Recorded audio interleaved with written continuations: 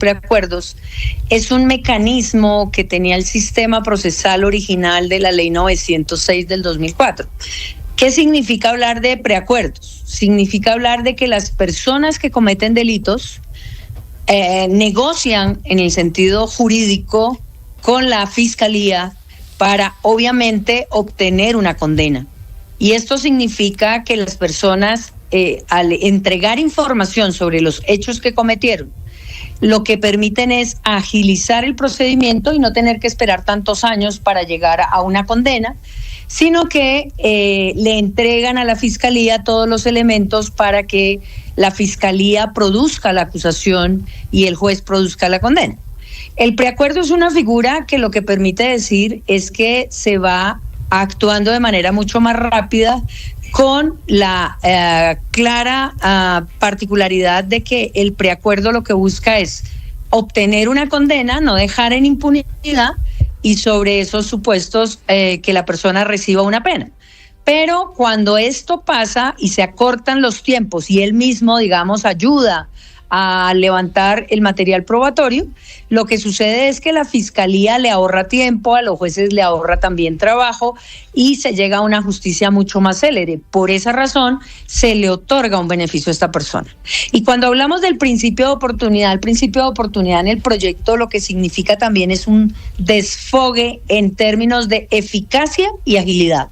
No es impunidad.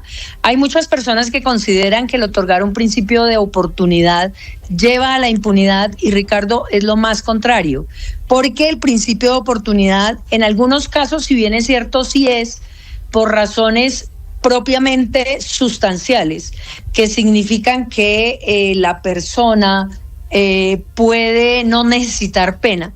Las otras causales significan que la persona lo que hace es colaborar con la justicia para que se desarme, por ejemplo, un grupo criminal, se desarticule una banda, se genere una información sobre todos los delitos que han cometido, que de otra manera también sería muy difícil para la fiscalía encontrar a todos los autores, todos los cómplices y cómo está estructurada esa actividad criminal. Pero el tema entonces es poder generar unas causales que también se puedan utilizar. Miren, en la práctica el principio de oportunidad, según investigación del año pasado, en todo lo corrido de estos años, desde el 2005 hasta hoy, habían entregado 66,000 principios de oportunidad la Fiscalía General de la Nación. Y esto significaba que no se estaba usando por temor, porque no era claro, porque la gente quería forzar a la fiscalía. Pero esto también hay que decirlo muy claramente: el principio de oportunidad a lo que lleva en muchos casos es a suspender, a no ejercer o a terminar la acción penal. Y en este caso el principio de oportunidad sí le da unas gabelas totales o parciales a la persona que genera estas colaboraciones. Ministra, y desde ahí le pueden no imponer sanción. Dime.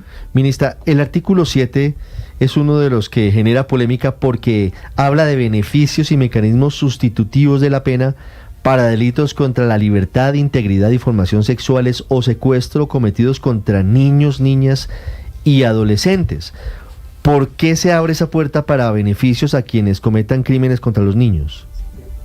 A ver, digamos que en el entendido en particular de la realidad de lo que está pasando en la investigación y en el sistema penal, la prueba que se quiere producir y que se tiene que producir dentro de un proceso penal es muy difícil obtenerla dentro de la investigación por razón de la naturaleza del delito. O dos, porque en muchas ocasiones se tarda tanto la investigación que se llegan a extremos no solo de demora, sino también de posibilidad de impunidad, en donde se pierde el rastro probatorio, no se puede llegar a ninguna conclusión, se prescriben los asuntos, y entonces, por la dificultad en particular, lo que estamos diciendo es: se va a rebajar un tanto la pena, pero no se les va a permitir los famosos subrogados o beneficios. ¿Esto qué quiere indicar? Que cuando la persona acepta, trabaja sobre la base de entregar información sobre los hechos que ha cometido, pues se le concede la mitad de la rebaja de la pena, pero se le mantienen las prohibiciones de subrogados, es decir, no tiene beneficios, no tiene permiso de las 72 horas, se trabaja sobre la base también de la protección del menor, pero lo que se está buscando con esos elementos es lograr llegar a una sentencia condenatoria. La Fiscalía y la Corte Suprema han elaborado una base estadística que les compete a ellos, entre otras, de cuántas acusaciones hay por estos hechos y cuántas sentencias, y se llegó a la conclusión de que es ínfima la porción que tienen de acusaciones y sentencias por falta de prueba.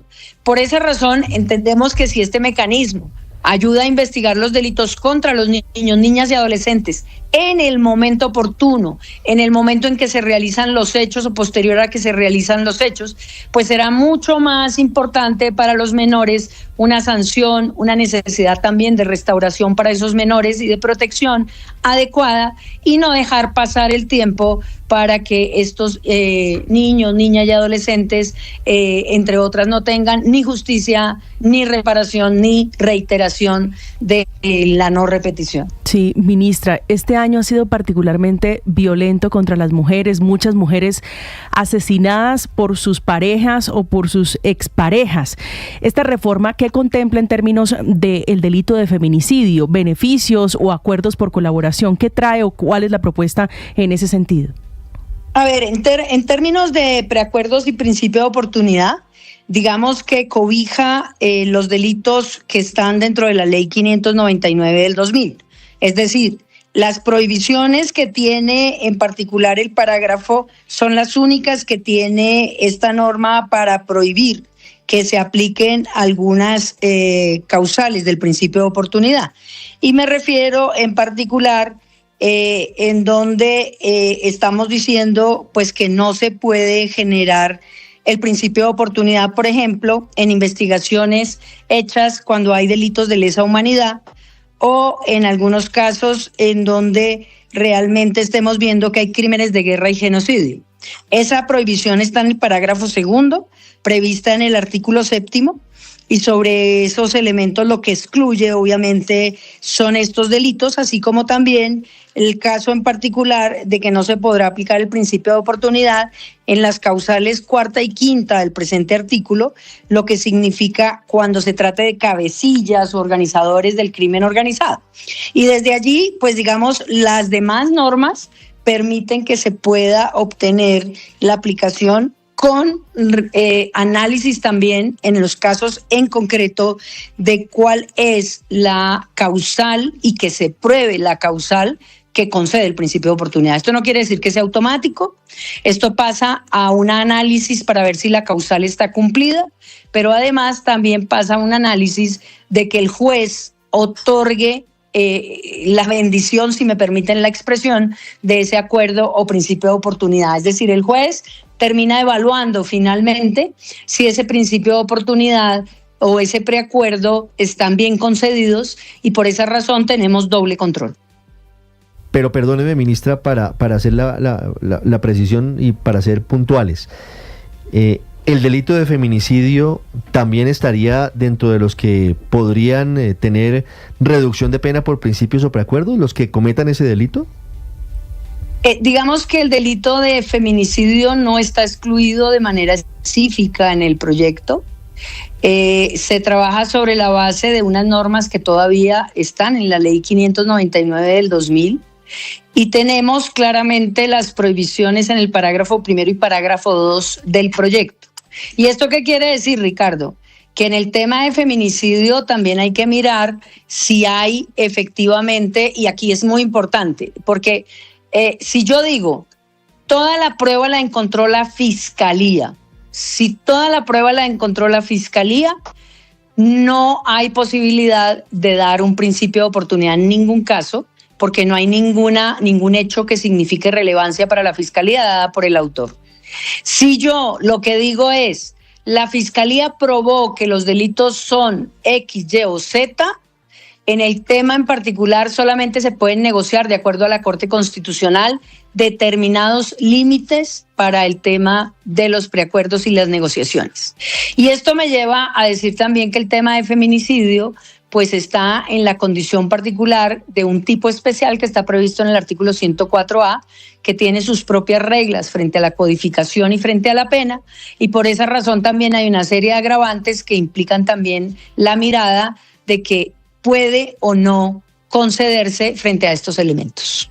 Ministra, voy a poner un ejemplo para que usted en general, no en el caso concreto, nos explique cómo cambiaría, por ejemplo, el otorgamiento de un principio de oportunidad con este proyecto, con esta norma que se presenta a consideración. Le voy a hablar de centros poblados, le voy a hablar del robo de... La Fiscalía incluso tasa en menos de 70.000 millones, habla de 15.000 millones de pesos del robo de los dineros para la interconectividad de los colegios de los niños más humildes del país. Hace unos días se le aplicó el principio de oportunidad al representante legal de la Unión Temporal FUTIC, o de la Unión Temporal Centros Poblados, mejor, a Juan Carlos Ángel Cáceres Bayona.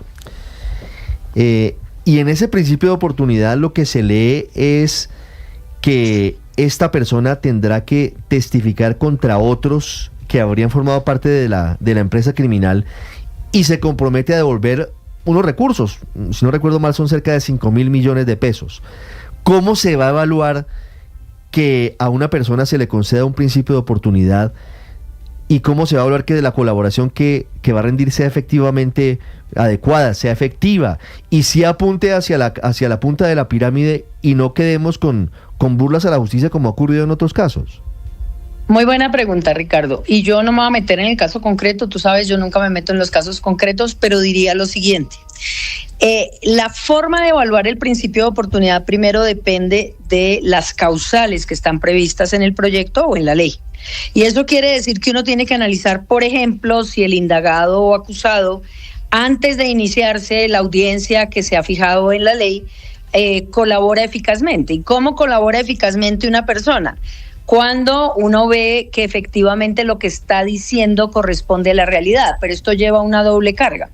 No quiere decir que el señor diga, fue Pedro y yo me quedé con esa información, porque yo tengo también la obligación como fiscalía de buscar otros medios probatorios y desde ese punto de vista tener la credibilidad y la fiabilidad del testigo. Pero también el condicionamiento significa que él haga la participación en audiencia pública para que testifique bajo la gravedad del juramento los hechos. Eso es una prueba testimonial. Y esa prueba testimonial pasa por la valoración de qué fue lo que aportó, cómo lo aportó. ¿Qué significa que él sea, por ejemplo, el testigo directo y único de un hecho? Sin ese testigo, en muchas ocasiones, como sucede en violencia entre parejas o como sucede en violencia entre menores, pues la verdad no se hubiera conseguido llegar a una decisión final. Y aquí estamos diciendo que la valoración depende de la eficacia en términos de la posibilidad de sancionar a los otros partícipes o a él mismo si estamos hablando de preacuerdo. Y esta valoración la hace tanto la Fiscalía como el juez. Incluso aquí hay una discusión bien importante. Para conceder esa clase de principio de oportunidad, lo que se hace es suspender la acción. Yo no termino la acción penal hasta tanto el sujeto no cumpla con sus obligaciones. Cualquier incumplimiento de esas obligaciones significa que le revoco automáticamente el principio de oportunidad y eso lleva a que si no cumple ninguna de estos objetivos, pues resulta que nunca podrá ser beneficiario del principio de oportunidad. Y esto lleva también a entender que el principio de oportunidad, primero, no es automático, segundo, no es de manera inmediata y sin verificación, al contrario, necesita verificación, pasa por controles tanto de la Fiscalía como de la Corte Suprema de Justicia, de los jueces, sí, y eventualmente también de la Corte si llega a casación. Sí, pues ahí está la explicación, ministra. Sobre este tema quiero hacerle una última pregunta. Sí, Ricardo. ¿Qué delitos podrían dejar de perseguirse por parte de la justicia si hay una conciliación y una reparación económica por parte de quien cometió el delito? Bueno, esta es una figura que ya existe en la Ley 600. Es más, la Ley 600 es mucho más vieja, es del 2000. Y la indemnización integral significa que lo que hay es una extinción de la acción cuando yo realmente indemnizo o reparo integralmente, indemnizo, hago verdad, justicia, con delitos que se consideran delitos menores. Y en este proyecto en particular estamos hablando de homicidio culposo, lesiones personales culposas, es decir, cuando no haya ninguna clase de intencionalidad en el delito, pero cuando tampoco tengan agravantes esos delitos. Entonces no es cualquier delito culposo, sino que estamos limitando en concreto frente a los temas de delitos culposos sin agravantes y que sean delitos culposos como lo que implica que yo cometa un homicidio por imprudencia o por negligencia. Se están trabajando sobre esto también las lesiones personales, que sí son dolosas, pero que son con secuelas transitorias, es decir, no toda lesión personal, solamente aquellas que dejan lesiones transitorias que rápidamente desaparecen o que desaparecen, pues pueden ser objeto de reparación. En los delitos contra el derecho de autor y contra el patrimonio económico, quiere decir hurtos, puede generarse esta reparación integral y se está excluyendo el hurto calificado, es decir, cuando se usa fuerza. ¿Y por qué estamos diciendo esto? Porque la mayoría de delitos de hurto, lo que compete también entender es que hay delitos que son de una entidad menor, delitos querellables. Y los delitos querellables también son conciliables. Desde allí lo que podemos decir es, si usted como víctima se siente reparado, por ejemplo, le roban el celular y la víctima dice, oiga, yo quiero que me devuelvan mi celular y me den un extra por todo lo que me ha significado la denuncia, y le pagan y además le dicen, señor, yo fui el que se lo robé, y etcétera, etcétera, etcétera, entrega el celular, entrega la reparación y sobre esos supuestos hay indemnización integral, se puede extinguir la acción penal. Es decir, a mí me robaron el teléfono, es un caso hipotético igualmente. Sí. Si la policía, espero que no me lo roben, la policía captura al ladrón, sí. El ladrón me devuelve el teléfono, ¿se suspende la acción penal? O sea, ¿se archiva la investigación? No, digamos, yo puedo entrar en dos figuras, en entender que puedo conciliar ese delito, porque ese delito es conciliable cuando es un delito simple, por ejemplo, lo que llamamos nosotros cosquilleo, te sacan del pantalón el celular y minutos después devuelvo el celular, pues ahí hay, entre otras, una posibilidad de conciliación. Y en este caso en particular, cuando nosotros hablamos de la reparación integral, pues lo que nosotros decimos claramente es que el sujeto tiene que reparar a la víctima integralmente. Entonces ahí tendría que hacer un poquito más. Si la víctima, por ejemplo, dice, mire, además de esto me costó el traslado a la fiscalía tanta plata, usted me debe esa plata, etcétera, etcétera, etcétera, puede llegarse a la reparación integral, entendiendo que en estos casos se genera una verificación real de esa reparación. Incluso cuando no hay víctima, pero hay posible delito, por ejemplo, si a alguien capturan con elementos objeto de hurto, pero no se identifica de quiénes son, también podemos pensar que en el proyecto se dejó una norma en donde se dice que se va a trabajar con una garantía para que en el momento en que aparezca la víctima, efectivamente esa persona pueda tener la reparación concerniente. Y tenemos claro que hay casos en donde definitivamente no se aplica esta causal y es hurto calificado. En el tema de extorsión, desde ese punto de vista, pues los sindicados o acusados no podrían tener un beneficio de esta naturaleza. Es la ministra de Justicia, Ángela María Buitrago, en Mañanas Blue, hablando de este proyecto que es uno de un paquete de medidas que conforman la reforma a la justicia. No es una reforma macro. Al final es mucho más engorroso sacar adelante un proyecto como esto. Son diferentes reformas que estaremos conociendo a lo largo del tiempo. Ministra, le cambio de tema y le hago la última pregunta. ¿Usted apoya la teoría del presidente Gustavo Petro en el sentido de que hoy hay un golpe de Estado en marcha en su contra por la formulación del pliego de cargos del Consejo Electoral por posibles irregularidades en la financiación de la campaña del 22? A ver, Ricardo, yo creo que aquí hay que analizar dos temas bien importantes y es el tema de que la condición del presidente es una condición foral. Desde ese punto de vista, yo creo que el abrir una indagación por parte de un órgano en que yo creo no hay competencia para abrir una indagación con respecto a esa persona en particular, porque tiene un fuero, sí constituye un elemento que permitiría pensarse que hay elementos, entre otras, que deben distinguirse y que deben trabajarse muy profundamente. Y lo digo porque cuando nosotros hablamos de la condición de presidente en un Estado, él tiene, por la naturaleza personal y funcional, una protección constitucional. Y dos, porque el derecho administrativo es un derecho sancionatorio.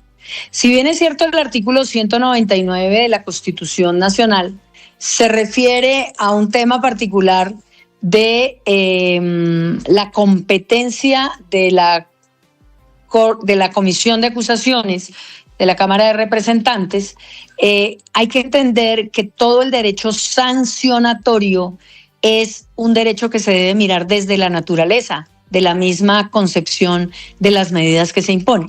Y aquí estamos hablando del derecho penal, del derecho disciplinario y del derecho administrativo.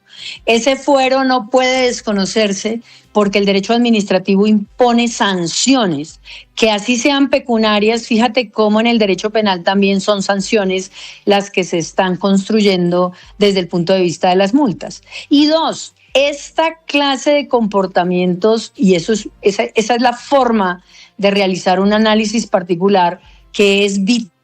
Esta clase de comportamientos no solamente están previstos en la vía administrativa, sino que también están previstos en la vía penal. Por lo tanto, la competencia solamente puede estar en la Cámara de Representantes para cualquier indagación del presidente. Y yo lo he dicho en varias ocasiones, pienso, no solamente ahora, desde hace mucho tiempo estoy pensando que cuando todo esto sucede, el derecho sancionatorio necesita apegarse a la Convención Interamericana, a la Convención Americana de Derechos Humanos y a todo lo que ha dicho la Corte Interamericana de Derechos Humanos. Es decir, las formas propias del juicio para un presidente o frente a un presidente no pueden soslayarse porque no solamente se está violando el debido proceso, sino se está generando un daño irreparable a un sistema democrático de derecho en donde esa vía legal puede ser utilizada para muchas cosas en contrario, contra la majestad y contra la autoridad del presidente de la República. Yo creo que es importante decirlo. Yo he tenido varias intervenciones durante mi vida académica en el tema del derecho sancionatorio. Creo que aquí no es un derecho simplemente administrativo, sino que el derecho administrativo tiene una condición, y lo ha dicho la Corte Constitucional, de derecho sancionatorio. Y sí, entonces, desde ese punto de vista, Ricardo, sí es claro que al utilizar esta clase de derecho, podríamos también pensar en elementos que están por fuera de la competencia, y esto llevaría a un tema de pensar qué es lo que se está haciendo realmente con esta apertura de indagación. Ministra, pero, ¿y entonces en qué queda el fallo? No es un fallo, realmente es un auto de la Sala de Consulta y Servicio Civil del Consejo de Estado que faculta al Consejo Electoral para seguir la investigación. No, mira, ahí hay dos cosas. La forma como decide el Consejo de Estado, y esto es muy importante, y esto lo tratamos siempre en todo lo que tiene que ver las decisiones y autos, es una decisión de supuestamente conflicto de competencias. Así es. Entre ellos. El tema entre la Consejo Comisión de Acusación y el Consejo Nacional Electoral. Correcto, entre la Comisión de Acusación y el Consejo Nacional Electoral. ¿Qué es lo que dice, hasta donde entiendo yo, el auto de la Sala Civil? Que acuérdate que por regla general la Sala Civil ni siquiera es obligatoria, pero en este caso la ley sí le da facultad para resolver el conflicto de competencia. O sea, hay que mirar también las dos condiciones. Pero sobre estos supuestos ellos resuelven dentro del marco legal la resolución del conflicto de competencias. Y ellos dicen, es competente el CNE. ¿Qué pienso yo? Que ahí les faltó estudiar dos cosas. Primero, el tema de la naturaleza del derecho que está en juego, que es un derecho sancionatorio. Y dos, que efectivamente se imponen sanciones. Y tres, que el fuero es un fuero foral, es un fuero subjetivo y es un fuero funcional. Y desde ahí también empezar a ver algo bien importante. La indagación significa una vinculación inicial a una investigación por un hecho que también tiene connotación penal.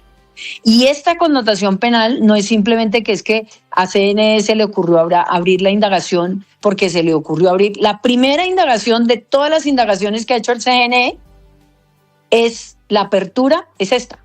Lo cual también llama poderosamente la atención en el tema de que no hay posibilidad de que se entienda la decisión del Consejo de Estado nunca como una discusión en términos de forales, sino que él habló de la competencia de la vinculación a la investigación de campaña.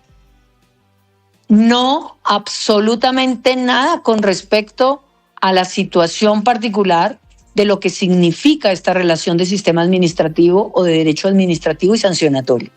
Y eso lleva entonces a que sí, se resolvió, pero fíjese que incluso al resolver ese conflicto de competencias, que por ley de una u otra manera se le asignó a esa sala, que no entendemos por qué, porque casi todas las resoluciones de conflicto están asignadas de manera particular a otras entidades judiciales, la sala de consulta civil dice sí, hay competencia.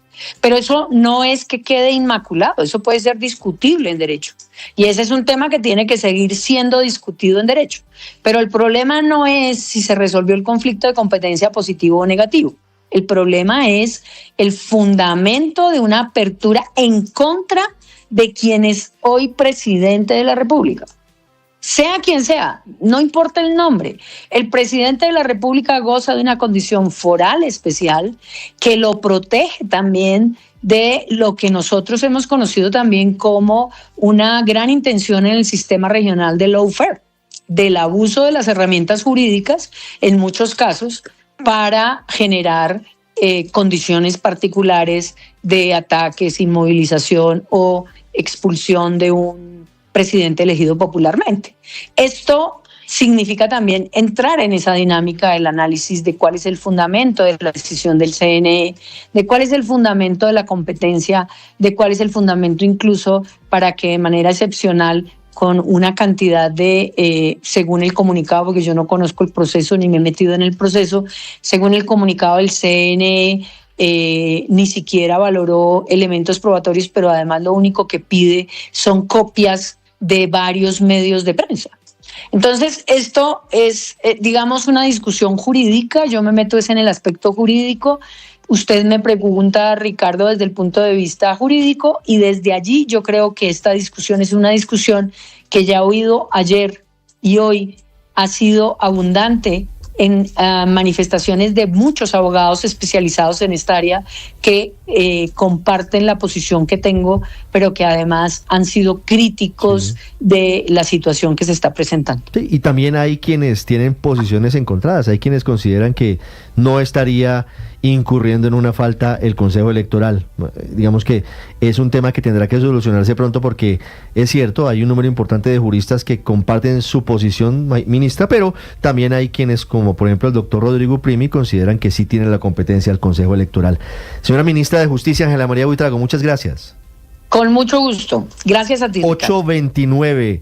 Héctor, no hay una reforma a la justicia de fondo completa, un paquete que fuese difícil de aprobar en el Congreso. Se presenta un primer proyecto para buscar que se reviva el principio de oportunidad de una forma adecuada, que se reviva también los preacuerdos, con dos premisas que me parecen interesantes, que son agilidad y eficacia. Solamente me queda una inquietud sobre los beneficios para los violadores de niños y para los feminicidas, porque se ha mostrado como un gran logro que no hubiera rebajas de penas frente a esos delitos, frente a esos criminales.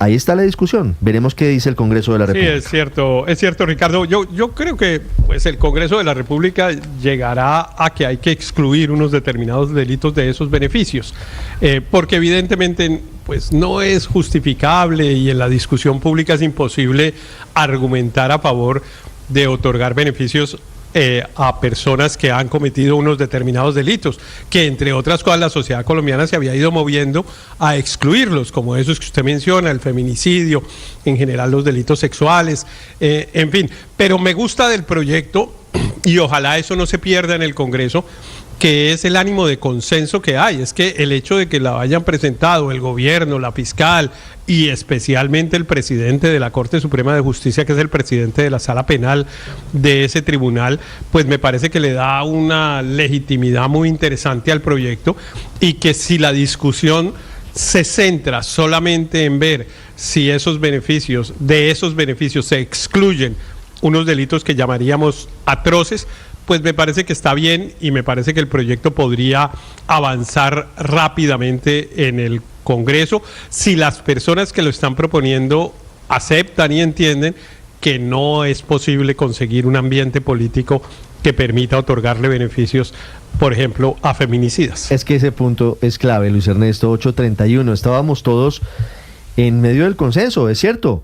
Los feminicidas no tienen por qué tener beneficios penales, los violadores de niños tampoco. Entonces, ¿por qué abrir esa puerta de nuevo? Pero, Ricardo, uno quisiera ver a un violador, y los que somos padres aún más, un violador de un menor podrirse en la cárcel, pero para verlo podrirse en la cárcel primero hay que agarrarlo, primero hay que condenarlo, y la realidad demuestra que los delitos donde hay principio de oportunidad permiten que sean mucho más eficaz la justicia. Es que miren, Ricardo, le voy a mencionar algunos casos que todos los oyentes van a decir, oiga, sí, y que todos se originaron en principios de oportunidad. Escándalo de Odebrecht. Gracias a que Otto Bula y Gabriel Dumar pudieron acogerse al principio de oportunidad. El gran escándalo de la parapolítica en Colombia, las declaraciones de Mancuso, Diego Vecino y otros, fueron los que permitieron desentrañar toda esa red de criminalidad y connivencia entre la política y el paramilitarismo. El proceso 8000, ¿qué hubiera sido el proceso 8000 si no hubiera sido una persona como el exministro de Defensa, Fernando Botero, el que saca a la luz pública lo que ocurrió? Interbolsa, el cartel de la toga, el fiscal anticorrupción Luis Gustavo Moreno destapa esa olla podrida dentro de las Cortes y nos cuenta quiénes son. Y sí, hoy lo vemos libre, pero gracias a eso conocimos y pudimos desmantelar todo ese entramado de corrupción. En fin, usted puede coger los grandes, ahorita para no ir más lejos, el más reciente, el de los carrotanques y la unidad de gestión del riesgo, gracias a que el señor Schneider decide acogerse a ese principio de oportunidad, involucra al jefe y están involucrando a toda la plana mayor. Entonces, el principio de oportunidad, hay que decirlo, pues es impopular, pero logra el resultado, que es que los malos, los delincuentes, terminen presos porque hay pruebas contra ellos, porque hay evidencia contra ellos. Y si eso sirve también para condenar a feminicidas y para condenar a violadores de menores, pues yo creo que hay que tomarlo. Saludo en segundos a uno de los más prestigiosos juristas, filósofos, pensadores modernos del derecho penal, el maestro Gargarella en segundos, aquí en Mañanas Blue. María Consuelo. No, simplemente que yo entiendo la necesidad de agilidad y de eficacia de la justicia y el afán de la ministra por descongestionar, pero sí creo que la línea hay que pasarla por el tema de feminicidas y abusadores de menores, porque yo no conozco el primer abusador que haya aceptado que cometió el delito y que eso haya beneficiado su rápida condena. O sea, todos lo niegan hasta el último día de sus vidas. 8:33, una pausa y regresamos en Mañanas Blue para hablar de otra propuesta que hizo el presidente Gustavo Petro esta semana, la posibilidad de que se empiece a discutir en Colombia una eventual elección popular de jueces y magistrados. Escanea este código y suscríbete a nuestro canal de YouTube, @Blue Radio Co. Y disfruta y participa de la programación de Blue Radio. Blue Radio, le ponemos cara a la radio. Blue Radio, la alternativa.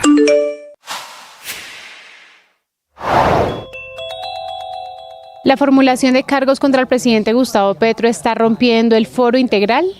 A esto respondió el presidente del Consejo Nacional Electoral, César Lorduy, en Mañanas Blue. La Constitución y la ley es clara, en especial la ley 996, pero en complemento hay una reiterada jurisprudencia que, si me permites, muy resumidamente te la cito.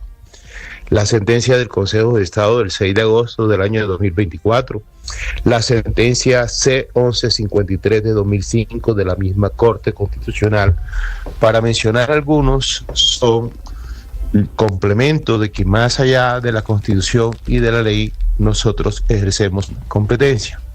Y en ejercicio de esa competencia hemos actuado. En ejercicio de esa competencia se ha expedido en el día de ayer, aprobado por 7 votos contra 2, una decisión que establece apertura de cargos a la campaña presidencial, incluyendo a los responsables de acuerdo con la misma ley 996 del 2005, que es el candidato, el gerente, el tesorero y los auditores. Sigan la entrevista completa en nuestro canal de YouTube. En Blue le ponemos cara a la radio.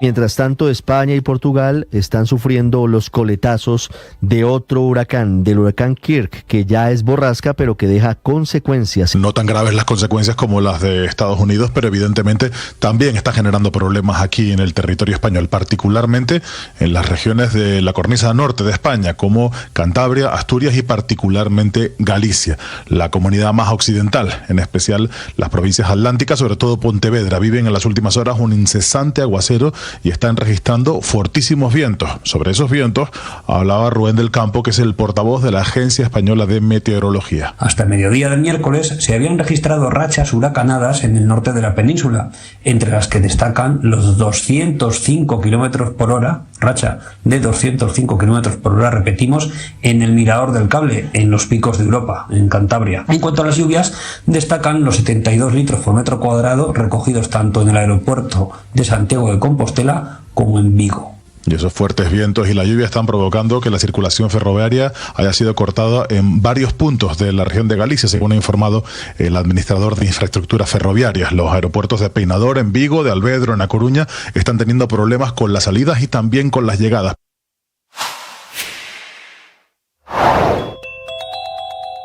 Hoy comienza la defensa del presidente Gustavo Petro por la investigación en su contra por posibles violaciones de los topes en la campaña Petro Presidente 2022 en 5.355 millones de pesos. Es la cifra exacta que da ayer el Consejo Nacional Electoral, que formula pliego de cargos contra el jefe del Estado y en contra de su campaña. Esos 5.355 millones de pesos que habría gastado de más la campaña habrían sido utilizados tanto en la primera como en la segunda vuelta. Aunque es una investigación con efectos administrativos que podría terminar en sanciones económicas, una multa en particular contra el jefe del Estado, el presidente dijo anoche que este es el primer paso del golpe de Estado. La defensa del presidente tendrá como argumento que el Consejo Nacional Electoral se está extralimitando, que rompió su fuero integral porque solo la Comisión de Acusación de la Cámara es competente para investigarlo, pero también será una defensa marcada por las manifestaciones en las calles y las protestas, así como la búsqueda de apoyo internacional. El presidente hizo un llamado a todos los sectores políticos y sociales que lo acompañan a una asamblea permanente y también ha convocado a todo el cuerpo diplomático acreditado en Colombia para decirles que él, según su opinión, está siendo víctima de un golpe de Estado.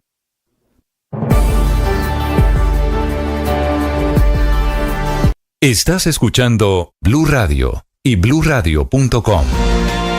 Mucha atención, se pronuncia el presidente del Comité de Relaciones Exteriores de la Cámara de Representantes de Estados Unidos, diciendo que está profundamente preocupado por las acusaciones creíbles contra el presidente Petro y su campaña en el tema de financiación. Juan Camilo. Ricardo, esta es la primera reacción que se produce desde los Estados Unidos. Se trata de Michael McCaul, es republicano, presidente en efecto del Comité de Relaciones Exteriores de la Cámara, quien sí dice que está profundamente preocupado a través de una publicación en su cuenta de X. Apoyo plenamente a las instituciones colombianas en su investigación del asunto. La verdad debe salir a la luz por la integridad de nuestra relación bilateral y por el bien del pueblo colombiano. Dice que son acusaciones, abro comillas, creíbles contra el presidente Gustavo Petro y contra su campaña presidencial. Ricardo. 8:39, el maestro Roberto Gargarella es uno de los pensadores modernos más importantes en materia de derecho penal. Es jurista, sociólogo, abogado y académico especializado en derechos humanos. Es un hombre que marca una línea en torno a lo que significa hoy el ejercicio del derecho y la jurisprudencia. Está en España, nos atiende hasta ahora. Héctor, Roberto Gargarella es uno de esos autores obligatorios para entender, entre otras cosas, lo que está pasando hoy en nuestro continente, con la elección popular de alcalde. El profesor Gargarella magistrados y jueces. Lo tenemos, el profesor Gargalera lo tenemos de referente en todas las facultades de Derecho, en unas más que otras, pero siempre está presente por los temas que usted señala, Ricardo, especialmente, digamos, por su muy profunda convicción alrededor de la democracia y de cómo funciona el sistema democrático en América Latina. Él es argentino y ha estudiado mucho el funcionamiento del sistema político en América Latina, y yo diría que hoy es el más reconocido constitucionalista de esta parte del mundo. Maestro Roberto Gargarella, en España, gracias por estar con nosotros en Mañanas Blue para Colombia. Bueno, muchísimas gracias y espero estar a la altura de los comentarios. Gracias. Por supuesto que sí. Quisiéramos preguntarle acerca de la reforma judicial que ya salió adelante en México, maestro Gargarella, que ha llevado a que se defina por voto popular la elección de jueces y magistrados, y que también se empieza a pensar en Colombia, al menos se plantea la idea y la discusión sobre qué tan conveniente es ese cambio profundo en la forma en la que se eligen jueces y magistrados. ¿Cuál es su opinión sobre el particular? Bueno, pienso que es antijurídica desde todo punto de vista, inconstitucional en México, anticonvencional, pero por muchas razones, ¿no? Y además inconsistente. Empiezo por lo primero, y es que, digamos, a mí, como a tantos, nos ha interesado siempre que haya una mayor fortaleza democrática en el Poder Judicial, pero la verdad es que la elección popular no tiende a servir para eso, y parte de una idea muy pobre de la democracia. Democracia no es la elección que ocurre en el minuto uno, mucho menos para cargos que van a tener estabilidad por 8 años, 12 años o de por vida, como ocurre en el caso judicial. Digamos, lo que importa en el caso de los jueces en cuanto a la cuestión democrática es que cotidianamente haya un vínculo entre ciudadanos y jueces, y los ciudadanos puedan discutir con ellos, criticarlos, impugnarlos, elogiarlos, tratar de corregirlos, controlarlos de algún modo, hacerlos responsables por lo que hacen. Digamos, entonces, si uno quiere fortalecer la cuestión democrática entre jueces y ciudadanos, tiene que pensar en el día a día. Cuando en cambio, digamos, lo ponen todo en el momento uno, digamos, en el momento de la elección, y luego, digamos, la ciudadanía ya pierde control completo, pierde la capacidad institucional de dialogar con los jueces. Bueno, ahí yo creo que hay ya más bien un engaño respecto de la cuestión democrática. Entonces, invocar la cuestión democrática para, en los hechos, violentarlo. ¿Por qué? Porque esa persona, ese juez, ahora por 8 años, 12 años, 20 años o de por vida va a poder hacer lo que quiere, y ahora sin la impugnación que un ciudadano podría tener, porque va a decir, no, si yo tengo aquí legitimidad democrática, aquí me ha votado el pueblo, o sea que no me discuta. Entonces, empezando por eso, digamos, tenemos un problema.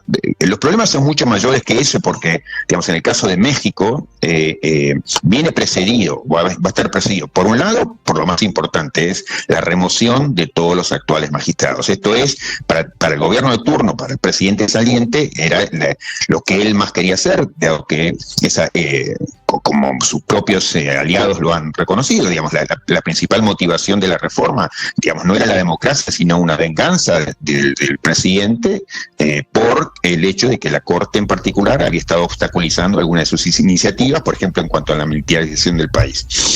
Entonces, lo más importante que va a ocurrir es la remoción de todos sus enemigos, esto es la remoción de todos los miembros del Poder Judicial. Esto ya es catastrófico. Le quiero preguntar por qué considera usted y cómo afecta esta reforma, esta elección popular de jueces y magistrados en México, uno de los activos más importantes, podría ser el fundamental, que es la independencia judicial. ¿Cómo se mina la independencia de los jueces a través de este sistema de elección? Pero mire, por mil maneras. La primera es la que le estoy diciendo, es a los jueces que han demostrado independencia de criterios en relación con el poder político durante todos estos años, digamos, cuestionando, cuando yo creo que en muchísimos de los casos era necesario cuestionar al presidente, se los remueve. Esto es, entonces, un primer trágico, dramático ataque a la independencia judicial es todos los que están en el Poder Judicial se van. Segundo, viene esa elección que, como le decía, es muy poco interesante en términos democráticos, pero en donde esa reforma sí es interesante para sectores de poder, incluyendo a los sectores, digamos, del narco. ¿Por qué? Porque ellos están muy interesados en que haya ese tipo de elecciones porque tienen mucha más capacidad de control e influencia en los ámbitos locales y entonces pueden llegar a controlar al Poder Judicial, digamos, más cercanamente. Pero tercero, digamos, hay en la selección de los que van a ser candidatos para jueces, también eso va a estar controlado políticamente. Esto es, va a haber un filtro que tiene que ver con el gobierno de turno, que va a poder decir, usted puede ser candidato a juez y usted no. Y último, digamos, para hacer solamente 4 puntos básicos, aparece un tribunal de disciplina que va a tener la posibilidad básicamente discrecional y vinculada con el poder político de turno para remover al juez que quiere por razones las que se le ocurra. En la letra de la ley lo que dice es se podrá sancionar, investigar y expulsar al magistrado electo si es que esta persona obró con falta de independencia, objetividad, excelencia. Imagínese, digamos, y el criterio no es un criterio técnico, sino es un criterio completamente liviano, como cualquier persona de sentido común lo entiende, digamos. Si a usted le dicen esta comisión investigadora que está vinculada con el gobierno lo puede remover a usted si considera que su sentencia no tuvo la excelencia suficiente, imagínese, digamos, si usted como juez va a escribir una línea en contra del poder de turno, ¿no? Por supuesto que el poder de turno va a decir, esta línea no está escrita con la excelencia suficiente, usted se va. Entonces, es una reforma catastrófica. Claro, Ahora, pero es una cosa, sí, abogado Sí, Gargarella, sí. son los jueces de las Supremas Cortes, no de los grandes tribunales, y otra cosa, pues los jueces locales. Hay elecciones populares de jueces locales, ayer lo conversábamos en Suiza, en Japón y en 43 de los 50 estados de los Estados Unidos. ¿Cómo hacen campaña Pero, esos escúcheme, jueces? sí. Pero hay una enorme diferencia en todos esos casos por muchas razones. Primero, digamos, en el caso de los Estados Unidos, la elección es uninominal. Esto es, usted tiene una circunscripción, allí va a ser electo Juan o María, como aparecen como candidatos a jueces, y usted no tiene, como el caso de México, que va a tener 200 personas que usted no sabe ni quiénes son, nadie tiene idea, digamos, todos aparecen mezclados, todos los que van a ser los candidatos en este estado. Entonces, primera cosa es eso, digamos, la elección es muy distinta si usted, como ciudadano del estado de Bogotá, o de donde sea, sabe que puede elegir entre Juan y María o si le ponen enfrente 500 nombres. Segundo, digamos, estos elementos que le agrego, y es, por un lado, el filtrado que va a hacer el gobierno en relación con quienes pueden presentarse a esa elección, cosa que ya es grave, y además el Tribunal de Disciplina que se les pone encima a todos los que vayan a ser electos, que hace que ese juez electo va a estar muerto de miedo porque sabe que no puede, no tiene ninguna chance de escribir una línea en contra del gobierno porque el gobierno ligeramente lo puede despedir mañana. Entonces es muy distinto a lo que ocurre así y por eso no lo compararía ni en el caso de los jueces locales ni en el caso de los jueces superiores. Pero dígame, permítame decir una cosa más. Sí, señor. En Colombia hay una larga tradición que es ejemplar en toda América Latina, estoy hablando de Colombia y no de México ahora, que es la de la Corte Constitucional controlando las reformas que se quieren hacer que implican una sustitución de la Constitución, digamos,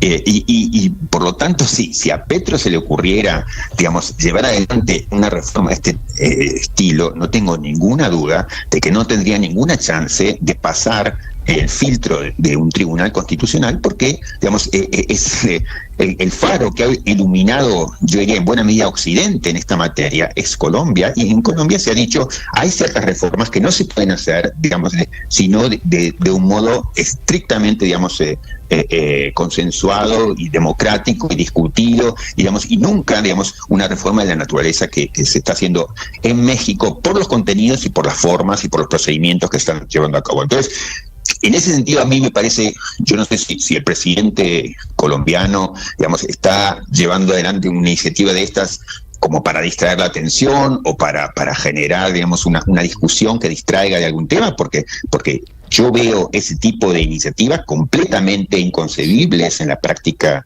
colombiana, digamos, a la luz de lo que es una jurisprudencia muy robusta y ejemplar en todo el mundo, digamos, que genera la Corte Constitucional. Precisamente, profesor Gargarella, ya que hace esa comparación Colombia-México, a Colombia esta propuesta de elegir a los jueces y a los magistrados la justifica el presidente Gustavo Petro diciendo que el problema es que hoy las decisiones que ellos toman van en contra de la decisión popular que fue, por ejemplo, elegirlo a él de presidente. ¿Eso es cierto? Cuando las decisiones judiciales van en contra de un gobierno, ¿son decisiones contra la democracia? ¿Cuál es su opinión al respecto? Pero por supuesto que no, digamos, toda la lógica de los frenos y contrapesos, de los checks and balances, es que haya ramas del gobierno que responden a la voluntad popular directa y ramas del gobierno como la judicial que no responden. ¿Por qué? Y porque democracia no es simplemente regla de mayoría, lo que quiera una mayoría ocasional en el momento X1, sino, digamos, democracia constitucional implica, digamos, regla de mayoría y respeto de derechos. Entonces, por eso mismo, digamos, la idea es tener órganos políticos como el Poder Ejecutivo, el Poder Legislativo, que respondan a los incentivos del voto, y órganos que no responden a los incentivos del voto y que estén en ese sentido mejor preparados para cuidar las cuestiones de derechos. Entonces, democracia no es simplemente número, democracia no es simplemente regla de mayoría, sino que es regla de mayoría y cuidado de derechos básicos. Sí. Por eso, digamos, es que en la lógica con la que se pensó, que uno después puede decir me gusta más o menos y yo tengo cosas para decir al respecto, pero la idea es, hay órganos que no tienen que responder a la voluntad mayoritaria para que estén menos incentivados a aceptar cualquier decisión mayoritaria, por ejemplo, si afecta derechos individuales básicos. Profesor Gargarella, quisiera preguntarle... Eso no es antidemocrático, eso es constitutivo de la democracia constitucional. Sí, profesor Gargarella, fíjese que Colombia tiene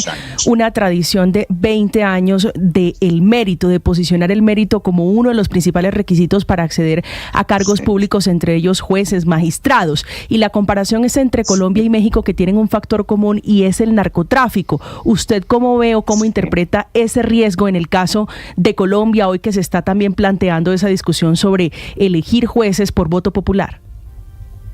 Mire, en el caso de México, ese problema está presentado muy activamente por la ciudadanía, digamos, a todo lo largo del país, porque advierten que este tipo de implementación que se quiere llevar adelante sería muy atractivo para estos grupos con capacidad de organizar y presionar sobre la política local. Y entonces, en ese sentido, en lugar de tener jueces más blindados y más capacitados para actuar con independencia de los factores de poder, y en este caso factores de riesgo tremendo como lo que son el narcotráfico, todo el mundo reconoce, digamos.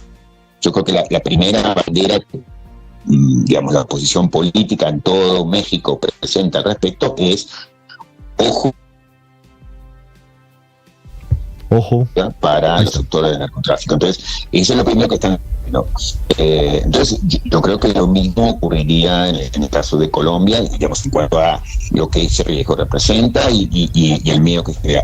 Y una cosa, por suerte, esta reforma, yo diría, dramática y trágica que se está llevando adelante en México, está siendo objeto día a día de crecientes resistencias desde el ámbito judicial, digamos, no solamente a nivel local, en la instancia más alta, que es la Suprema Corte de la Nación en México, digamos, ya ha llevado análisis, digamos, las presentaciones que tienen contra la reforma, y yo creo íntimamente que hay muchas chances de que diga la reforma es inconstitucional, sino que además los organismos internacionales, por ejemplo, ya hay una cita de la Comisión Interamericana de Derechos Humanos para México para llamar la atención de qué es lo que está pasando con esta reforma. O sea que ya está siendo objeto de análisis crítico al interior y al exterior, digamos, y yo le veo serias dificultades para que se consolide una reforma. O sea, toda la comunidad académica internacional es unánime. Realmente no conozco una voz, digamos, de la Academia Internacional que diga, de la doctrina, digamos,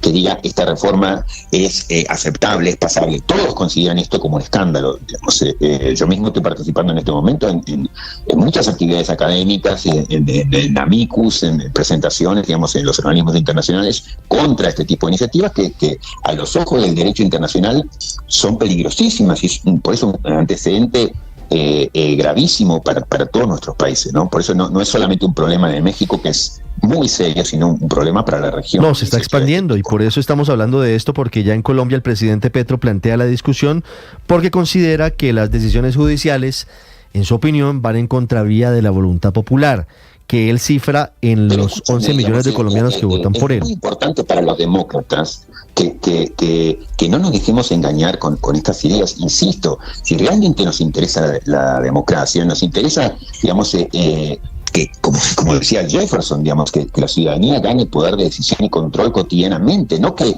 digamos, me convoquen en el día 1 para luego dejarme sentado en la silla, digamos, por 8 años, 20 años o digamos, todo lo que dure el mandato del juez. O sea, democracia es otra cosa. Democracia no es elecciones. Democracia es sobre todo lo que ocurre entre elección y elección. Y el ciudadano común, si es que quieren hacer un llamado a la democracia, digamos, la idea es no que intervengan en el momento 1, sino que tenga la capacidad, los instrumentos, digamos, para intervenir continuamente, para que gane poder de autogobierno, no digamos, para que me inviten el día, yo empodero a un juez que ahora se va a colgar la medalla del demócrata y va a hacer lo que quiere durante los próximos 20 años. Entonces, yo creo que ahí hay un engaño respecto de cómo se está usando la idea de democracia, ¿no? Y ese es el trasfondo. La apertura de poder tras el narcotráfico, digamos, los controles que gana el poder político sobre los jueces, digamos, el tribunal de disciplinamiento que va a tener la capacidad de romper para siempre la independencia judicial. O sea, y en ese sentido creo que es un agravio para el derecho de los derechos humanos, es un agravio para el derecho latinoamericano. Es muy serio lo que está pasando. Por eso es triste, digamos, que se tome este tipo de ejemplos. 8:56, maestro Roberto Gargarella en España, muchas gracias. Muchísimas gracias. Ya regresamos en Mañanas Blue. Estás escuchando Blue Radio. Escanea este código y suscríbete a nuestro canal de YouTube, @Blue Radio Co. Y disfruta y participa de la programación de Blue Radio. Blue Radio, le ponemos cara a la radio. Blue Radio, la alternativa.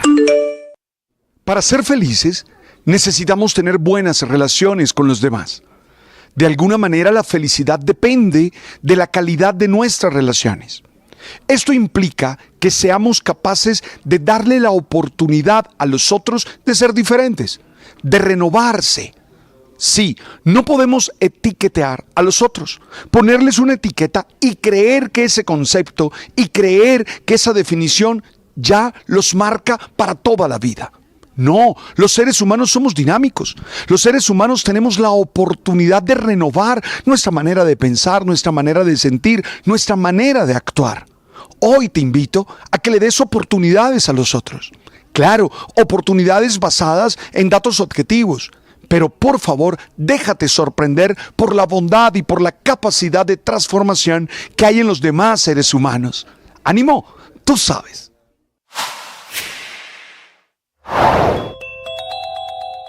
El presidente contraatacó, dijo que el CNE son 5 politiqueros pagos, infiltrados, captados por la oposición, y fue mucho más allá, porque dijo que, según su concepto, el Consejo Nacional Electoral está al margen de la ley. El presidente habló ayer en 2 ocasiones, y también por Twitter, por la red social X, de lo que está ocurriendo.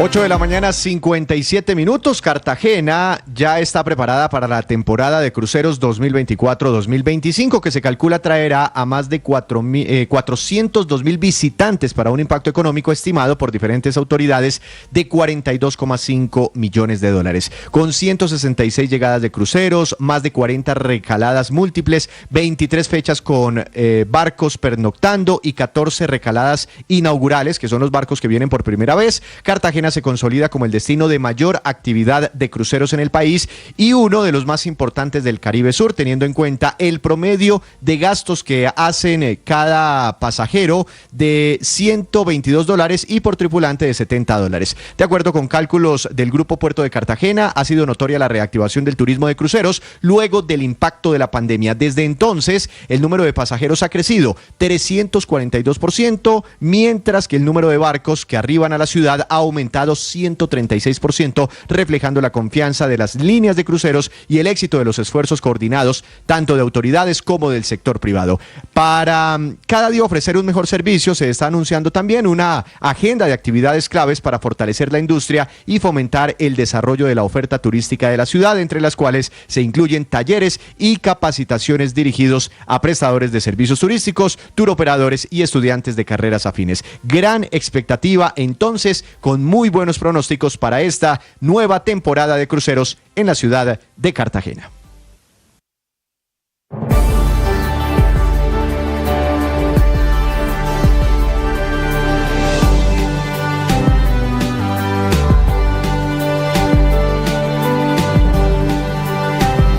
Ocho de la mañana, 59 minutos, y Colombia se ubica en el puesto número 49 entre 77 países, ello en el ranking de madurez digital, un ranking que elabora la International Data Corporation en asocio con Huawei y que este año acaban de presentar la primera edición del Índice Global de Digitalización, en donde miden y evalúan un total de 77 países siguiendo 5 criterios. El primero, infraestructura en la nube, almacenamiento, computación y energía verde. Una muestra que representa ni nada más ni nada menos que el 80% de la población mundial, y en donde Colombia queda en una categoría media, en la de adoptante, en el puesto 49 en el ranking general, tras obtener un puntaje de casi 40 puntos.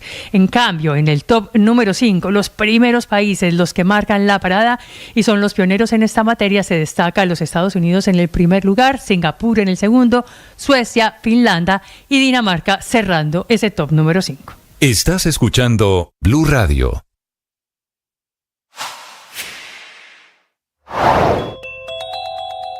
¿Hay un golpe de Estado contra el presidente Gustavo Petro por parte del Consejo Nacional Electoral? A esto respondió su presidente César Lorduy en Mañanas Blue. Para absolutamente nada. Valga la oportunidad de tu importante pregunta para precisar.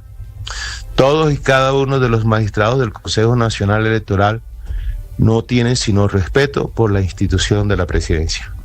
No tienen sino respeto por la figura del presidente de la República. Algunos tenemos más aprecios que otros, pero todos dentro del respeto que merece el presidente de la República.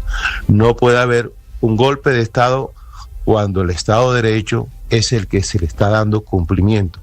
Nosotros estamos cumpliendo con la ley, con la Constitución, y solamente podría predicarse un golpe de Estado, cuando la actuación de alguien esté por fuera de ese marco.